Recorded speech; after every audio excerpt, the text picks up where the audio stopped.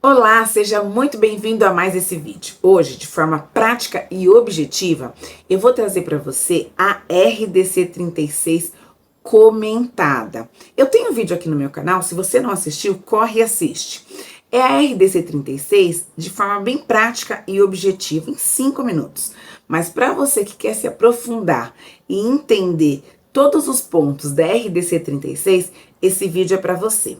Agora, antes da gente continuar, eu vou te pedir, já se inscreveu no meu canal? Se não, não perca tempo. Se inscreve nesse canal, ative os lembretes, porque toda semana tem vídeo novo para que você possa se atualizar e entender de forma mais profunda, prática e objetiva este mundo da segurança do paciente nos serviços de saúde. Então vamos lá. A RDC 36 é aquela legislação que foi publicada no dia 25 de julho de 2013, a partir então do Programa Nacional de Segurança do Paciente. Essa RDC, ela vai trazer então as ações que o serviço de saúde precisa instituir para garantir a segurança do paciente.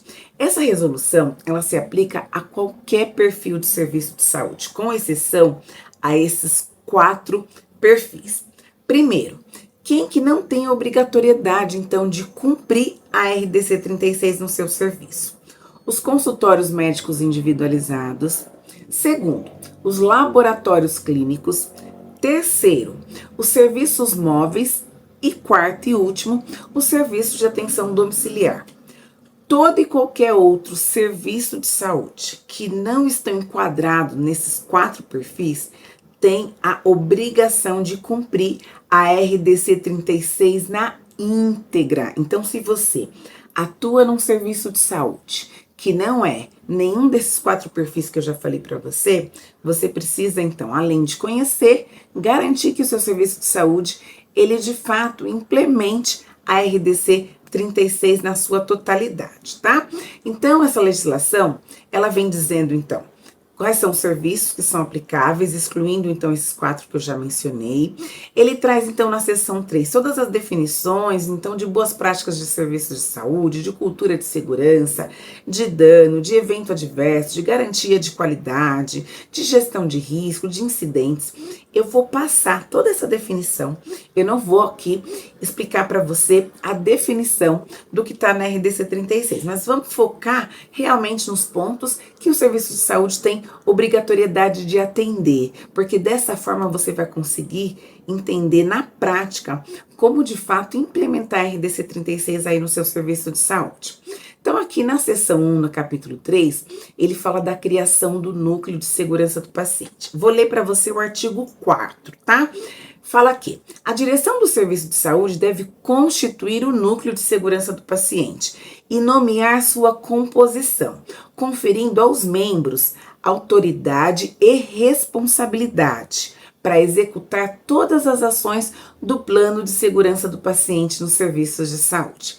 Então, aqui já nesse artigo, ele diz que todo serviço de saúde, ele precisa estabelecer, constituir um núcleo de segurança do paciente.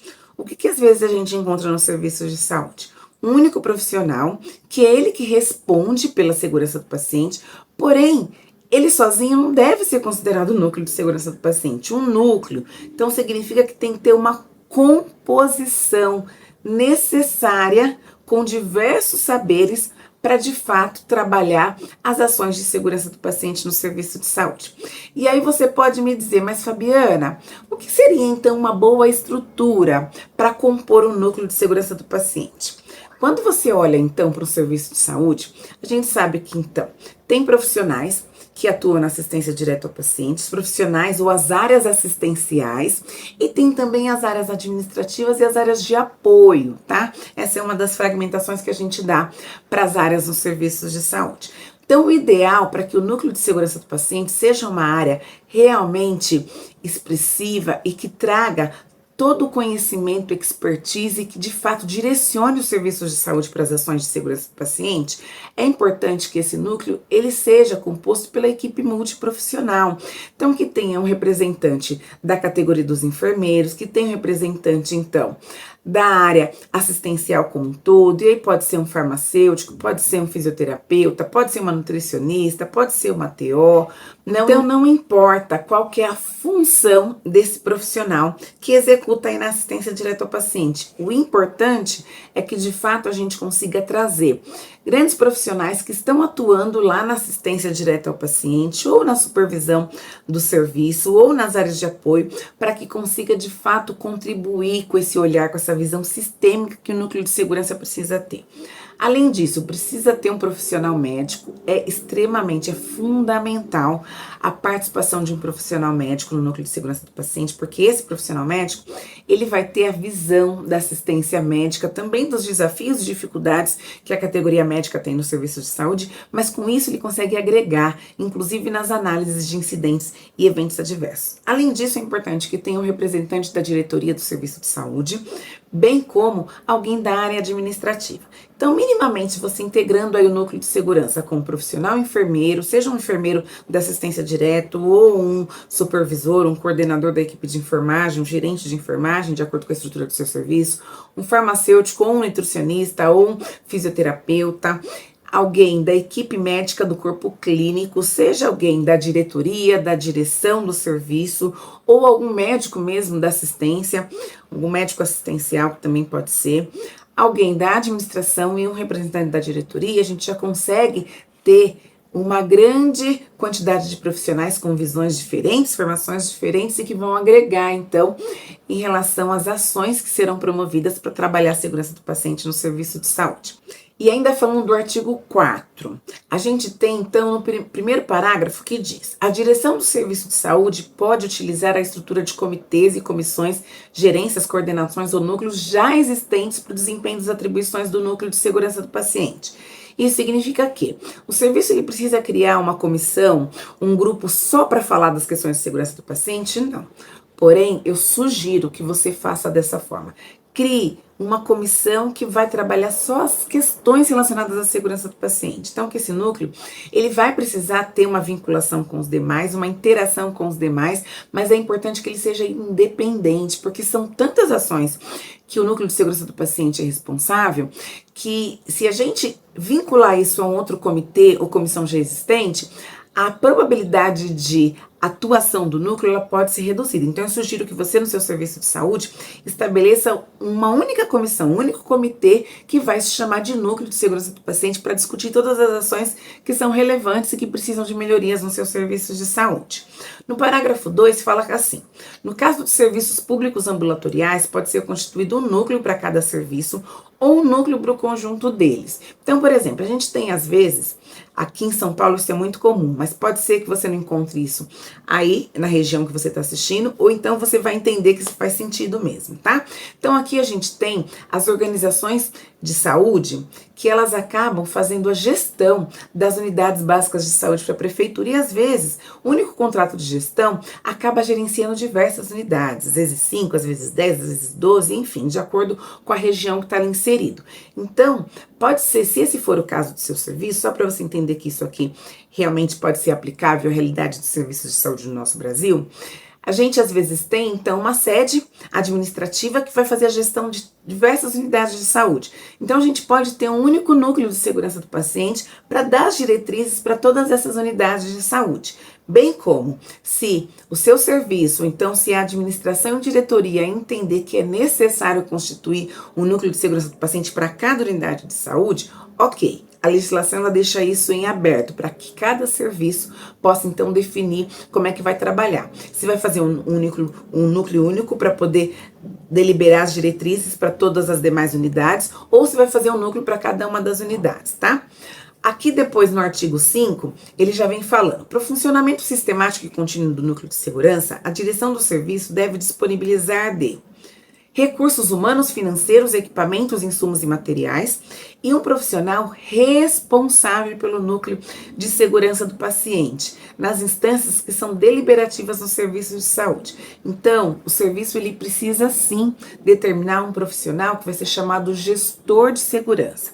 Esse profissional ele vai ser responsável por trabalhar todas as ações e toda a organização do núcleo de segurança do paciente no serviço de saúde. Só um adendo, não é ele que vai ser responsável por desdobrar ou por executar todas as ações, não.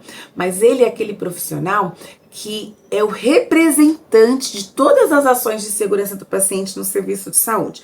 Por isso, se você quer ser um desses profissionais, é importantíssimo que você se capacite de forma adequada para que você consiga, então, ser reconhecido como um profissional de referência em segurança do paciente e que consiga desdobrar as ações e articular todas as ações aí no seu serviço de saúde. Lá no artigo 6º, RDC 36, ela traz o seguinte, que o núcleo de segurança do paciente, ele deve adotar os seguintes princípios e diretrizes. Princípio 1, a melhoria contínua dos processos de cuidado e uso de tecnologias da saúde. Então, quem trabalha com a segurança do paciente precisa realmente se basear nesse princípio. A melhoria, ela é contínua. Eu costumo dizer que o profissional que atua com a segurança do paciente, ele tem como se fosse sabe aquele mosquitinho que sempre te incomoda para olhar e sempre procurar melhorias? Porque a gente precisa entender. A gente sabe que, de acordo com a estrutura do serviço de saúde, a gente tende a evoluir mais rápido ou mais lento, de acordo com a estrutura, com a cultura e com alguns outros fatores que compõem uma cultura de segurança do paciente.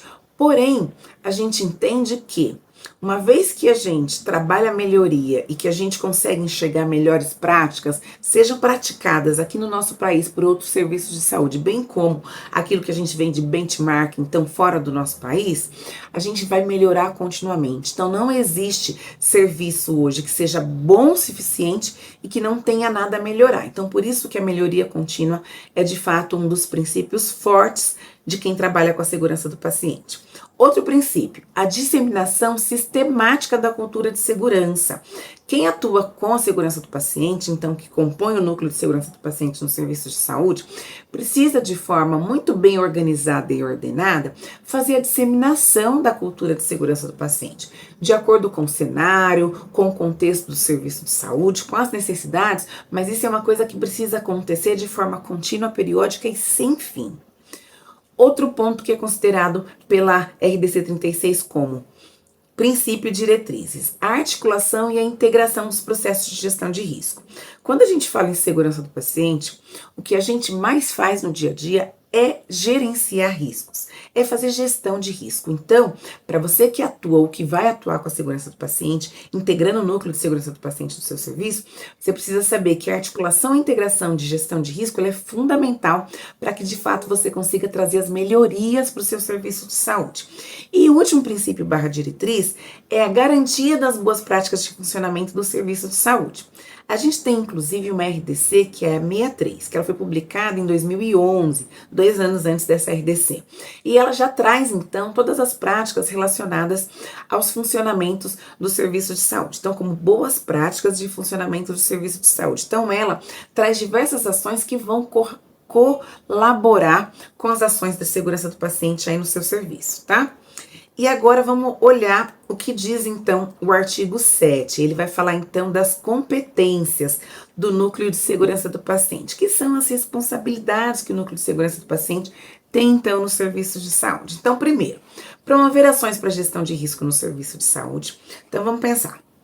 Tudo que o serviço de saúde fizer para melhorar a segurança do paciente, para mitigar algum evento ou para disseminar a cultura de segurança do paciente é considerado como uma ação para gestão de risco, tá? Então, o núcleo de segurança do paciente tem essa grande responsabilidade de promover as ações para gestão de risco nos serviços de saúde, independente se essas ações elas serão com os colaboradores da ponta, ou se são ações mais direcionadas para a liderança, ou se são ações mais sistêmicas, olhando para políticas dos serviços de saúde.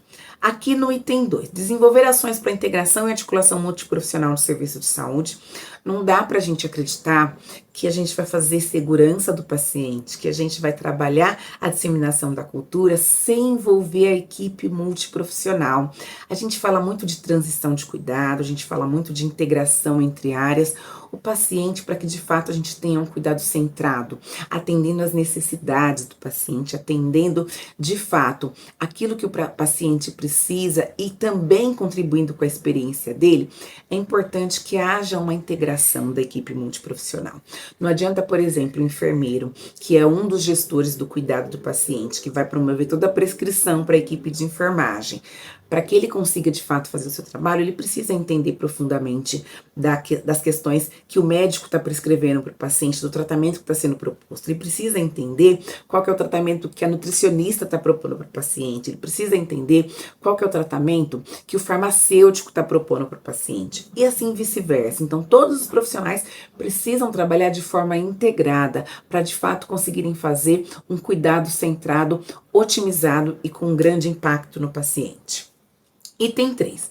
Promover mecanismo para identificar e avaliar a existência de não conformidades nos processos e procedimentos realizados e na utilização dos equipamentos. Aqui, ele já está falando que o serviço de saúde precisa estabelecer canais de comunicação da equipe, principalmente da equipe assistencial, para que possa notificar formalmente ao serviço de saúde as não conformidades, os incidentes, os eventos. Aqui a gente está falando de canal de notificação. Então o serviço de saúde precisa estabelecer. Tem serviços que já tem softwares para isso. Isso de fato otimiza, principalmente tanto quem notifica, bem como quem vai fazer análise, vai fazer a gestão desses dados depois, mas não importa, se o seu serviço de saúde ainda não tem um canal de notificação através de um software, ou através de um Google Forms, ou qualquer Forms que seja, pode ser manual, não importa. O importante é que o seu serviço de saúde estabeleça uma ferramenta para que os profissionais consigam, através dela, fazer as notificações necessárias para contribuir de fato com a cultura de segurança do paciente e do seu serviço, tá? O item 4 fala que também é responsabilidade do núcleo elaborar, implantar, divulgar e manter atualizado o plano de segurança do paciente. Daqui um pouquinho eu explico com mais detalhes o que é o plano de segurança do paciente, tá? O item 5, acompanhar as ações vinculadas ao plano. Então, lá em cima, elaborei o plano, divulguei e mantive atualizado. Embaixo, eu vou acompanhar todas as ações que estão propostas, então, nesse plano de segurança do paciente. Item 6, implantar os protocolos de segurança do paciente e realizar o seu monitoramento, que é o monitoramento dos seus indicadores. Então, aquelas metas de segurança do paciente, as 6, preciso repetir para você: identificação do paciente, comunicação eficaz, uso seguro de medicamentos, cirurgia segura, prevenção de infecção através de higiene de mãos, prevenção de queda e lesão por pressão. Elas precisam estar implementadas e seus indicadores precisam estar monitorados. Item 7. Estabelecer barreiras para a prevenção de incidentes nos serviços de saúde. Então, são as barreiras de segurança, conforme vocês vão analisando os incidentes ou conforme as boas práticas vocês vão implementando. E se essas barreiras de fato estiverem fortes, elas vão impedir que os incidentes aconteçam aí no seu serviço de saúde. Item 8. Desenvolver, implantar e acompanhar os programas de capacitação em segurança do paciente e qualidade em serviços de saúde. Lembrando, quem atua no núcleo de segurança do paciente precisa, em conjunto com a educação corporativa ou com a área que dá treinamento, cada serviço tem um nome específico, educação continuada, educação permanente, educação corporativa, enfim, não importa. O que importa é que o núcleo de segurança do paciente deve estabelecer alguns temas para trabalhar a capacitação de segurança do paciente de todos os colaboradores, tá? Item 9. Analisar e avaliar os dados sobre incidentes e eventos adversos decorrentes da prestação do serviço de saúde. Lembrando, então, já falamos um pouquinho de canais de notificação, então o núcleo é responsável por garantir análise e avaliação desses dados, que são a partir dessas notificações que acontecem para poder fortalecer as barreiras de segurança ou até mesmo implementar barreiras que ainda não existam, tá?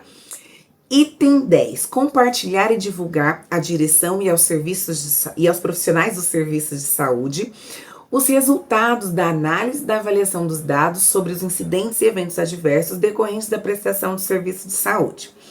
Existem alguns serviços que têm todo o processo de gestão de notificações muito bem estabelecido. Então, tem profissionais que fazem análise, realizam análise em conjunto, inclusive com os profissionais da assistência direta, estabelece ações, implementa as ações e para aí. Então, aqui diz que O núcleo, ele é responsável por divulgar tanto a direção através de relatórios ou através de reuniões, enfim, de acordo com a sistemática que o serviço definir, bem como os profissionais, aquilo que é o desdobramento das análises e das avaliações que foram feitas dos eventos adversos e incidentes que foram notificados, tá? E por último aqui, ainda não é o último não, desculpa. Então, 11. Notificar no Sistema Nacional de Vigilância Sanitária os eventos adversos decorrentes da prestação do serviço de saúde. Lembrando, o seu serviço de saúde precisa ter um cadastro no Notivisa para que você possa, através desse cadastro, fazer então a notificação de tudo que é evento adverso, então aquilo que atinge o paciente e leva dano. Todo evento adverso deve ser então notificado lá no Notivisa. Essa é uma responsabilidade do Núcleo de Segurança do Paciente. Item 12. Manter sob sua guarda e disponibilizar à autoridade sanitária quando requisitado as notificações que foram realizadas no Notivisa. Então, você tem que manter todas as cópias daquilo que foi notificado. Quando você notifica, o Notivisa, ele gera como se fosse um recibo com o número da notificação.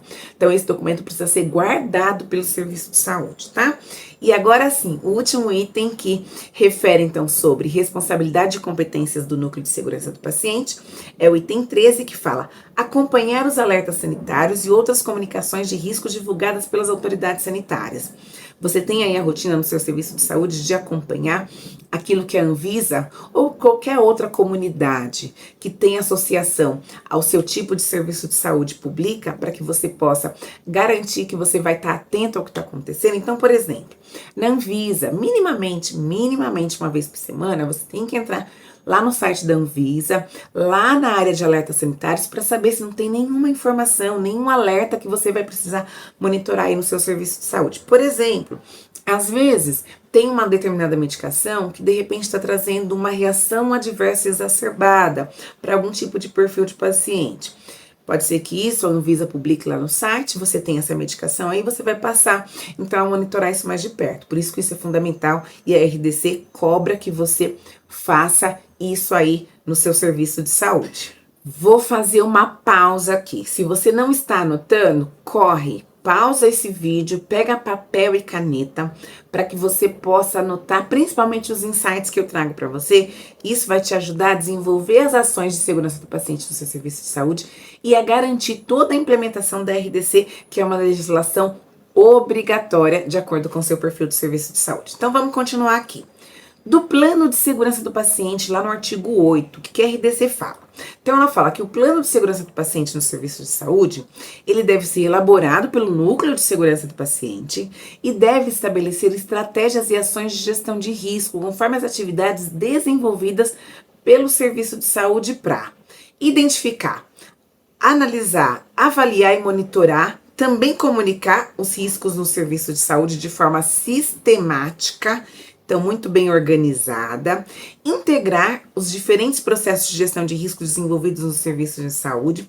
Eu falei um pouquinho para você sobre gestão de risco, né? Então, por exemplo, quando a gente implementa um protocolo novo e faz um monitoramento desse, a gente está fazendo gestão de risco. Quando a gente faz auditoria de processo para poder saber se aquele processo está implementado, como é que está o desempenho dele, a gente está fazendo gestão de risco.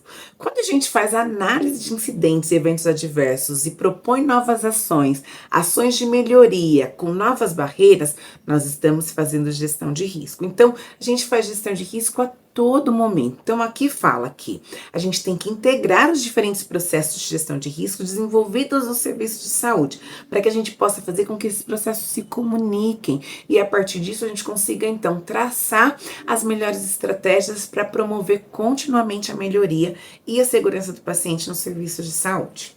Ele fala também que precisa, então, implementar os protocolos estabelecidos pelo Ministério da Saúde. Então, lembra, quando eu falo de implementação de processo, eu estou falando da descrição do documento com o processo que está sendo implementado. Antes da descrição, é importante que tenha um time de trabalho com a visão de diferentes áreas e profissionais para que possam construir aquele processo através da descrição do documento de forma bem otimizada, para garantir realmente as melhores práticas no seu serviço de saúde. Então, juntei primeiro o time, depois escrevi o documento, revisei, passei para aprovação de acordo com a organização do seu serviço de saúde, de acordo com a gestão de documentos aí do seu serviço de saúde. Agora vem a fase de divulgação. E divulgação, gente, entenda, não é só a gente chamar a equipe para poder contar para a equipe como é que ela vai fazer a partir daquele momento. É importante, se eu estou falando de um protocolo, de uma meta de segurança, por exemplo, é importante que esse processo de divulgação, ele não tenha somente um único contato com a equipe, para que a equipe possa entender como é que vai, a partir daquele momento, então, implementar aquela rotina. Mas é importante que a equipe seja treinada, que haja um monitoramento, que a equipe seja acompanhada por um período, até mesmo para que vocês possam ir identificando quais são as dificuldades ali daquela área ou daqueles profissionais em relação à execução daquela nova rotina, para que, se for necessário, vocês façam as correções e façam a adequação necessária. Tá? Depois, então, que fez todo esse monitoramento, vai acompanhar por um período, seja através do indicador, que ele pode ser um indicador fixo para aquele processo, ou um indicador só temporário, para que você possa, então, acompanhar aquele processo em um determinado tempo. Identificou que o desempenho está favorável, por exemplo, uma meta acima de 90% da adesão, então pode seguir, aí sim você pode dizer que o processo está implementado, tá? Então, voltando, implementação dos protocolos estabelecidos pelo Ministério da Saúde no plano de segurança do paciente, identificação, higiene de mão, cirurgia segura, que são todos aqueles protocolos que eu já falei, 6 protocolos que aqui no Brasil nós trabalhamos com 7 temas, tá? Ele também pede para que o plano de segurança do paciente tenha informações relacionadas a manutenção de registro adequado do uso de órteses e próteses quando o procedimento for realizado. Já falei então dos demais protocolos. Segurança nas terapias nutricionais, então interal e parenteral. A comunicação efetiva, que faz parte lá da meta 2. Estimula a participação do paciente e dos familiares na assistência prestada. Aqui ele fala que no plano de segurança do paciente é importante que você considere aí no seu serviço de saúde um tema para engajar o paciente, então, no seu cuidado. Você já aplicou a pesquisa de experiência do paciente ou já estruturou uma forma de avaliar a experiência do paciente? Então, pode ser uma das maneiras que você consiga, então, considerar, então, essa participação do paciente e dos seus familiares, tá, na assistência que é prestada. E a promoção de um ambiente seguro. Então, quando você for estabelecer o plano de segurança do paciente, você precisa considerar minimamente esses pontos que eu acabei de mencionar para você. Porque só assim você vai conseguir ter uma visão de fato sistêmica para conseguir abranger vários processos do seu serviço de saúde que são importantes e que devem ser priorizados na hora de elaborar ações para a segurança do paciente. Outro ponto. Quando você estabelecer, então, um plano de segurança do paciente, se for um plano mais objetivo, você não pode esquecer de estabelecer a ação relacionada a um determinado tema, o prazo para a implementação daquela ação e o responsável. E quando você estabelece o responsável, não precisa ser diretamente o responsável por implementação daquela ação, mas sim o responsável por garantir que aquela ação vai ser implementada. E depois, então, da definição desses pontos no plano de segurança do paciente, você vai precisar monitorar esse plano continuamente, tá? E aí, lógico, existem diversas formas para que você possa conseguir monitorar o plano de segurança do paciente, de acordo com a tecnologia que você tem disponível aí no seu serviço de saúde, mas é extremamente importante que o núcleo de segurança do paciente monitore a implementação, então, do plano de segurança do paciente no seu serviço de saúde, tá? Tá anotando tudo? Tem alguma dúvida? Deixa aqui no comentário se você teve alguma dúvida até aqui, ou se você tiver alguma dúvida até o final desse vídeo, para que eu possa, então, contribuir com você, para que você entenda de uma vez por todas a RDC 36 e você consiga ajudar o seu serviço de saúde a estar realmente em dia com essa legislação e cumprir essa legislação que é fundamental para os serviços de saúde. Então, vamos continuar. Já estamos quase acabando. É uma legislação que ela é curtinha, ela é uma legislação rápida, fácil de entender, mas tem muitos detalhes que, se você prestar bastante atenção, voltar a rever esse vídeo em outro momento, você vai conseguir de fato implementar essas ações e a RDC 36 não vai ser mais nenhuma surpresa para você. Tá? Então, lá no capítulo 3, ele já traz da vigilância, do monitoramento e das notificações de eventos adversos, tá? Então, ela vai trazer lá no seu artigo 9º, ela vai falar assim: o monitoramento dos incidentes e eventos adversos será realizado pelo Núcleo de Segurança do Paciente, tá? Então, núcleo, você é responsável por monitorar todos os incidentes e eventos adversos aí do seu serviço de saúde.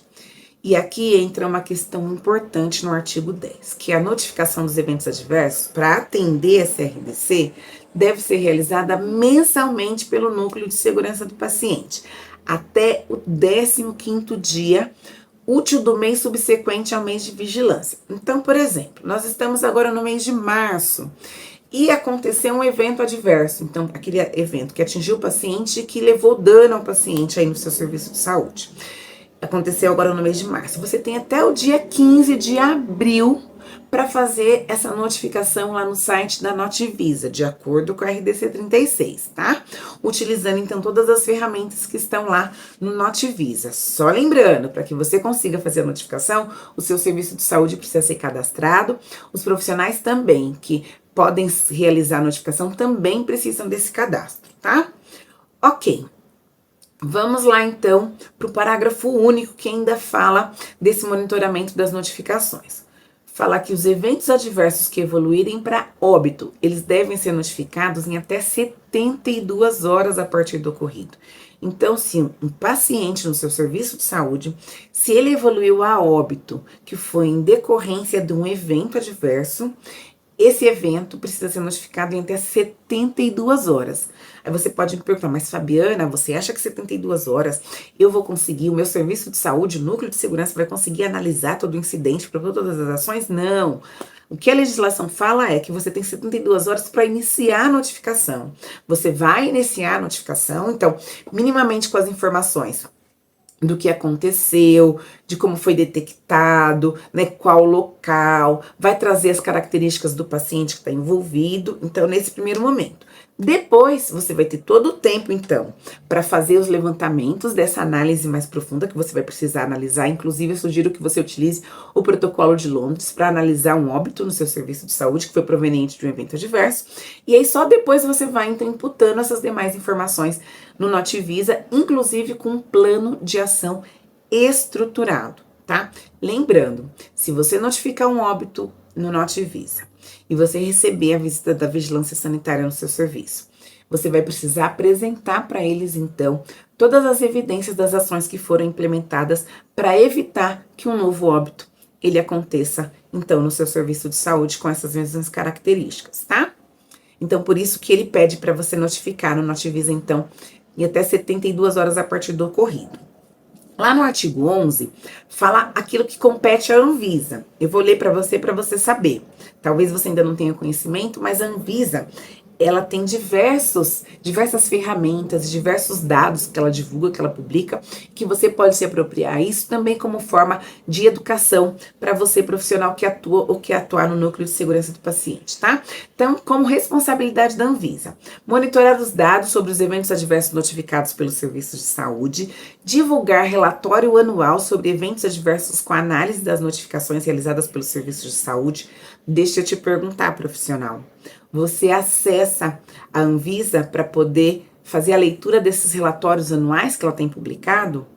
Aqui tem uma série de informações, inclusive a Anvisa, ela estratifica esses dados, ela traz dados do Brasil inteiro, ela vai fragmentando isso para cada região, então é bem interessante. Se você ainda não acessou, você está perdendo tempo, você precisa identificar, fazer uma análise aí, inclusive uma leitura, inclusive com uma análise crítica em relação a esses dados que são liberados, que são fornecidos através dos relatórios anuais pela Anvisa, tá?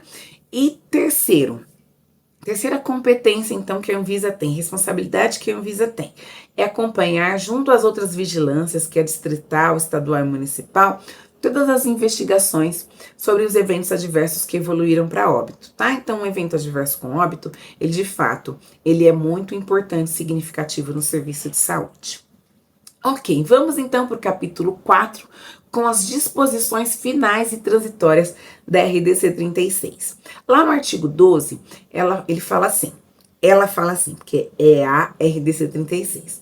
Os serviços de saúde abrangidos por essa resolução terão prazo de 120 dias para a estruturação do núcleo e elaboração do plano, e o prazo de 150 dias para iniciar a notificação mensal dos eventos adversos, contados a partir da data da publicação dessa legislação. Eu acho que aqui eu nem preciso explicar, né? Olha só, se ela foi publicada lá no dia 25 de julho de 2013, ela está falando que os serviços de saúde teriam um prazo, que é 120 dias para estruturar o núcleo e o plano de segurança do paciente e 150 dias para iniciar a notificação no Notivisa. Se o seu serviço de saúde ainda não tem um núcleo de segurança do paciente estruturado, não tem um plano de segurança do paciente descrito e não tem o cadastro no Notivisa, então por isso não realiza as notificações, você está muito atrasado. Você está minimamente 11 anos atrasado, tá? Então, por favor, profissional, regularize a situação do seu serviço de saúde. Não só por uma questão de garantir o cumprimento da RDC 36, mas para trazer de fato as melhorias que o seu serviço de saúde precisa, tá? Lá no artigo 13, ele traz assim, o descumprimento, vou ler de novo, o descumprimento das disposições contidas nessa resolução constitui infração sanitária. Se o seu serviço de saúde não constitui o núcleo, não tem o plano de segurança, não tem o cadastro, não realiza as notificações do Notivisa, você está cometendo uma infração. Na verdade, o seu serviço de saúde está cometendo uma infração sanitária.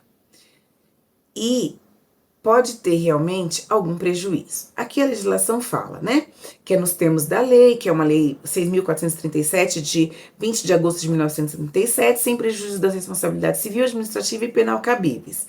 E no artigo 14 fala que esta resolução entra em vigor na data de sua publicação, tá? Então, o que eu quis trazer para você hoje de forma bem didática, mas de forma assim detalhada, é para que você entenda a importância da RDC 36. Eu vou dizer uma coisa para você. Eu já estou com a segurança do paciente há mais de década. E tudo que está aqui nessa legislação é o básico que deve ser feito nos serviços de saúde.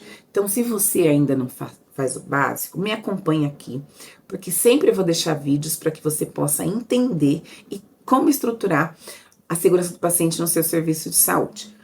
Porém, você daqui é o seu inicial. Você quer continuar evoluindo, quer continuar crescendo na sua carreira e ser um profissional de fato respeitado e reconhecido como referência em segurança do paciente aí no seu serviço de saúde, me acompanhe aqui nos canais que você vai então aprender na prática como se tornar esse profissional indispensável nos serviços de saúde. Gostou desse vídeo?